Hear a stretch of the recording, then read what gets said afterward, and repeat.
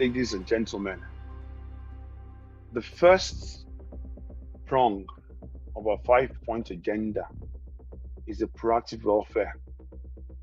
I'm saying to us that let's move away from a reactive approach, a demand-driven approach, to a charitable supply-led approach. Yep. Let's think of welfare as charity entirely. It's not about whether or not people come 5 times, 10 times. It's charity. Yep. If you have a food bank and you create a food bank, you don't really care whether people come 5, 10 times. It's a food bank. So let's look at a situation where we can create initiatives that meet the needs of those amongst us that require the most. I've been on the other side, so I know how it is when you don't have. A lot of things can cause people to be in need. Change of career, loss of work, bereavement, it could be anything, and volatility in income can be very unsettling. You don't have to be smart to be able to maintain an income. Life happens. So some of the programs I'm going to propose, or initiatives I'm going to propose for us to move to a proactive-based, a needs-based welfare approach. One of it is going to be the monthly stipend program. So what does that mean? It's basically income support. Those that have been in the UK, that live in the UK, know income support, the gyro. That's all it is. How can we provide for the needy amongst us that have a volatile income pattern, a steady state income that helps them address their daily needs or their monthly needs, whatever it is? Let's create a fund. I don't know, 100,000, whatever the fund is. Let's look at a minimum amount that people can, at least whoever it is that comes that needs that support. But let it be sustainable over a year or 6 months at least. Not like ad hoc, this month, that one. No, let it be sustainable.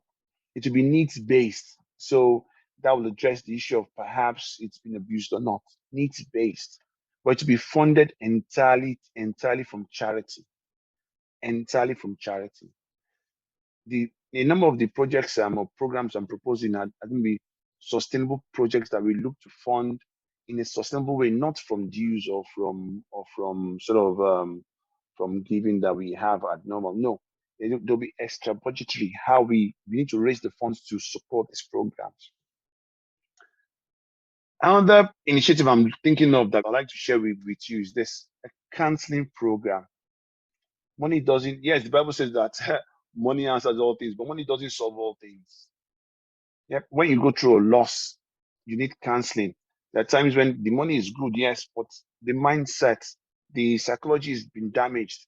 You've had a rough divorce or something. As an example, you've had to move house without planning to. It's not always the money that solves that. It helps, yes, but how do you get your life back on track?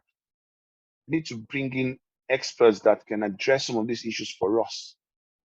When you're there, honestly, people don't plan these things in life. The disaster strikes when you least expect it. So that's what the network is for. That's what the forum is for. That's what an alumni is for. How do we help ourselves through this kind of challenges? One of the other ones I think I would love to share with you, and this is very close to my heart. I have something for disadvantaged kids, a scholarship program. A number of us support kids outside of our communities through church, through lots of different initiatives. So is it possible that we look at that even within the Sept? We create a fund. It could be for 1 year. If you actually raise enough, then we can even look to propose a scholarship even to indigent students back in command itself. We were once there ourselves. There's still kids that need support. That's what this is for. It's not about just thinking of ourselves. No. Our kids, the legacy we want to leave behind, how do we support the needy amongst us, the children, the leaders of tomorrow? Like I said again, it's a journey that it's a challenge and a journey. But I can assure you that it's going to be something that we will all learn from and want to make an impact. Let's position for success. Please join me on this ride. Thank you.